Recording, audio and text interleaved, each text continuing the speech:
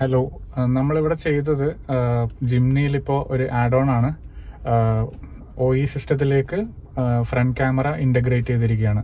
അപ്പോൾ ഓഫ് റോഡിങ്ങിനൊക്കെ പോകുമ്പോൾ കുറച്ച് ഫ്രണ്ട് വ്യൂ കാണാനൊക്കെ ഭയങ്കര യൂസ്ഫുൾ ആയിരിക്കും. അപ്പോൾ ഇത് ബേസിക്കലി ചെയ്തേക്കുന്ന ഒരു സ്വിച്ച് വെച്ചിട്ടാണ് കൺട്രോൾ ചെയ്യുന്നത്. ഇവിടെ ഒരു സ്വിച്ച് കാണാം. ഇപ്പോൾ ഓഫാണ്, ഡീഫോൾട്ടാണ്. നമ്മളിപ്പോൾ ഇൻഫർടൈൻമെൻറ്റ് നോർമൽ മോഡിലാണ്. ഇനിയിപ്പോൾ സ്വിച്ച് ഓൺ ആക്കി കഴിഞ്ഞാൽ ഫ്രണ്ട് ക്യാമറ സ്വിച്ച് ആവും. ഇപ്പോൾ ഫ്രണ്ട് കാണാമല്ലോ, അപ്പോൾ ഫ്രണ്ട് ക്യാമറ സ്വിച്ച് ആവും. ഇപ്പോൾ പാർക്കിംഗ് മോഡിലാണുള്ളത് ഗിയർ. ഇനിയിപ്പോൾ നമ്മൾ റിവേഴ്സിലേക്ക് ഇട്ട് കഴിഞ്ഞാൽ റിവേഴ്സിലേക്ക് സ്വിച്ച് ആവും. ഈ സ്വിച്ച് നമ്മൾ സെപ്പറേറ്റ് ആയിട്ട് ഓഫ് ചെയ്യേണ്ട കാര്യമൊന്നുമില്ല. ബൈ ഡീഫോൾട്ട് തന്നെ റിവേഴ്സിലേക്ക് സ്വിച്ച് ആവും.